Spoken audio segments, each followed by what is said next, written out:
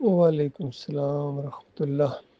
دیکھیے، ترجموں کے اندر جو بریکٹوں کے اندر ترجمہ کرنے والا اپنا ایک خیال وہ لکھ دیتا ہے، اگر تو وہ صحیح ہو تو اس سے فائدہ ہوتا ہے، اور وہ صحیح نہ ہو تو اس سے نقصان ہوتا ہے۔ اب دیکھیے، یہاں جو ترجمہ اوپر کیا گیا ہے سورہ الاعراف کی اس آیت کا، یہ آخر میں آ کے جو آخری سے پہلے ایک بریکٹ ہے جس میں دیوتا لکھا ہوا ہے، تو اس میں یہ ہے کہ لوگ اپنی جانوں کے لیے سخت گھاٹے کا سودا کر چکے ہیں، اور جو دیوتا انہوں نے گڑھ رکھے، دیوتا، تو عام طور پر یہ مسلمان جب اس ترجمے کو پڑھیں گے تو اس کے دماغ میں فوراً یہ بات آئے گی کہ ہم نے تو کوئی دیوتا نہیں گڑھا ہوا ہے، یا تو مشرکین مکہ نے گڑھے ہوئے تھے، یا انڈیا والوں نے، ہندوؤں نے گڑھے ہوئے ہیں۔ ہم تو داتا صاحب جاتے ہیں، ہم تو بڑی امام جاتے ہیں، ہم تو یا علی مدد کہتے ہیں، یا رسول مدد کہتے ہیں، ہم نے تو کوئی دیوتا تو نہیں گڑھا ہوا ہے۔ اس بریکٹ نے پورے معنی اور مفہوم کو بالکل بدلی کر دیا ہے،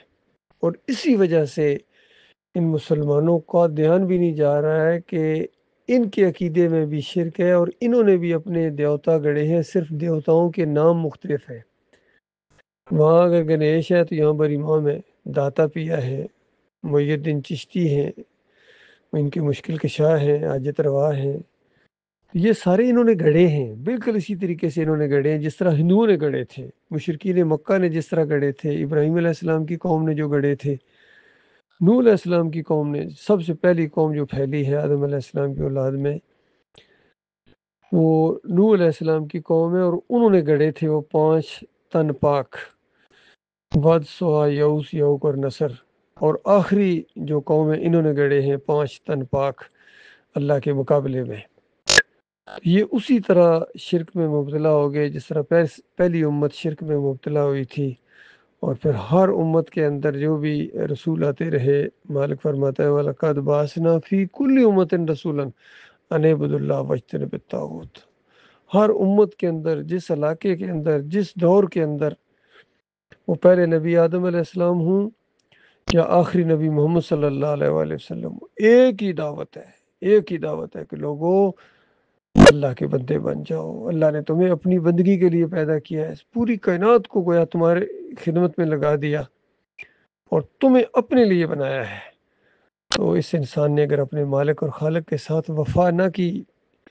ایمان کے معاملے میں اللہ نے وفا مانگی ہے، باقی کمزوریاں ہیں، بشریت ہے، سب کچھ ہے، اور مالک تحمل والا ہے، مالک معاف کرنے والا ہے۔ اس نے اعلان فرما دیا کہ دیکھنا، شرک کی خطا نہ کرنا، میری غیرت کو نہ للکارنا، میرے وقار کا جب مسئلہ آ جائے، میری عزت کا مسئلہ آ جائے تو اس میں یہاں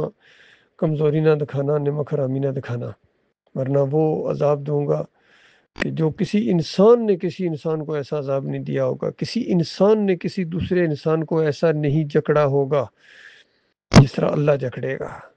دنیا میں کتنی کتنی جیلیں ہیں، کتنی کتنی سخت سزائیں ہیں، انسانوں نے، بڑے بڑے ظالم انسانوں نے جو سزائیں دی ہیں، یا اللہ کی طرف سے جو سزائیں یہاں دنیا میں حدود کی شکل میں نافذ ہوئی ہیں، کتنی سخت ہیں، لیکن مالک فرماتا ہے جو میں سزا دوں گا نا، وہاں آگے آ کے ایسے نمک حرام غداروں کو جو میرے علاوہ کسی اور کو مدد کے لیے پکاریں، کسی اور کی نظر و نیاز کریں، کسی اور کے واسطے وسیلے دیں، تعویذ گنڈے کریں، امام زامن باندھیں، محرم کی سبیلیں شربت پئیں، اچھا غیر اللہ کی پکاریں لگائیں، اور پھر اپنے آپ کو منسوب کریں کہ جی حسین رضی اللہ کے ماننے والے ہیں، اور تمہیں حسین رضی اللہ تعالیٰ سے کیا تعلق ہے؟ وہ مومن، تم مشرک۔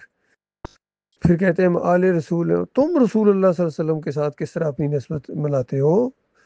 محمد صلی اللہ علیہ وسلم یکسو مسلم تھے، مجاہد تھے اللہ کے راستے کے، شرک کا ایک دبا بھی ان کے نام عمل کے اوپر نہیں تھا، اور تم نبی کے پجاری ہو، تم نبی کی آل نہیں، نبی کے ماننے والے نہیں، تم نبی کے پجاری ہو، تم گھوڑے کے پجاری ہو، کوئی گائے کا پجاری ہے، کوئی مورتی کا پجاری ہے۔ تو بالکل یہ نیک لوگوں کو اسی طرح مانتے ہیں جس طرح مشرکین مکہ مانتے تھے۔ تو ان کو بتایا گیا کہ تمہارا ابراہیم علیہ السلام سے اب کوئی تعلق نہیں ہے، وہ مومن، مخلص مومن، اور ذرا برابر شرک ان کے نام عمل کے اندر نہیں تھا، اور تم خالص مشرک و بےایمانو، تمہارا کوئی تعلق نہیں ہے۔ اب نبی علیہ یعنی ابراہیم علیہ السلام کے ساتھ اگر کسی کا تعلق ہے تو یہ ہمارے نبی محمد صلی اللہ علیہ وسلم اور ان کے ساتھی ہیں، بالکل یہی معاملہ ہے آج اس پوری قوم کے اندر، جتنی پھیلی ہوئی ہے پوری دنیا کے اندر، بریلوی ہوں، دیوبندی ہوں، اہل حدیث ہوں، سلفی ہوں اور حنبلی ہوں، یہاں کے سعودی، سب کے عقیدے کے اندر بربادی ہے۔ جماعت اسلامی ہو یا تنظیم اسلامی ہو، سب کے عقیدے برباد ہیں۔ جو مرضی کرتے رہے ہیں دنیا کے اندر، لیکن شرک لے کر گئے ہیں۔ اور علی انجینئر صاحب کہتے ہیں میں ان شرک کرنے والوں کے پیچھے نمازیں پڑھتا ہوں۔ بتائیے پھر تمہارا اللہ سے کیا تعلق ہے؟ پھر تمہارا قرآن سے کیا تعلق ہے؟ اتنی بات ان کی سمجھ میں نہیں آتی ہے۔ تو کسی ایسے بندے کو اپنا امام کوئی مومن نہیں بنائے گا، چاہے وہ سجدہ تعظیمی والا مشرک ہو، واسطے وسیلے والا مشرک ہو، 11ویں والا مشرک ہو، چادریں چڑھانے والا مشرک ہو، جمہوریت والا مشرک ہو، اور اہل کتاب مشرک ہو یا غیر اہل کتاب مشرک ہو۔ یہ امام تو کیا، یہ مقتدی بننے کے لائق نہیں ہے۔ یہ مسئلہ ہے اللہ کے بندوں، اللہ تعالیٰ غور و فکر کرنے کی توفیق عطا فرمائے۔ کل ایک تحریر بھیجی ایک محمد حنیف کے کسی مرید نے، حوالدار منیر صاحب نے، تو انہوں نے جب ترجمہ کیا وخروا لہ سجدا کا، تو ترجمے کے اندر لکھ دیا کہ وہ سارے یوسف علیہ السلام کے سامنے سجدے میں گر گئے۔ حضرت صاحب یہ ترجمے کے اندر یہ کہاں سے لے کے آ گئے ہو؟ کیوں جھوٹ بولتے ہو اور کیوں فریب دیتے ہو؟ جب سجدے کا مسئلہ ہو اور عبادت کا مسئلہ ہو تو یہ اللہ کے علاوہ کسی اور کے لیے ہو ہی نہیں سکتی۔ اتنا نہیں دماغ کام کر رہا ہے؟ کہاں پہنچا دیا انہوں نے، اندازہ لگائیے۔ توحید کا دعویٰ کرنے والے ابھی تک ان کو یہی نہیں پتا ہے کہ انسان کو سجدہ کیا جاتا ہے یا اللہ کو سجدہ کیا جاتا ہے۔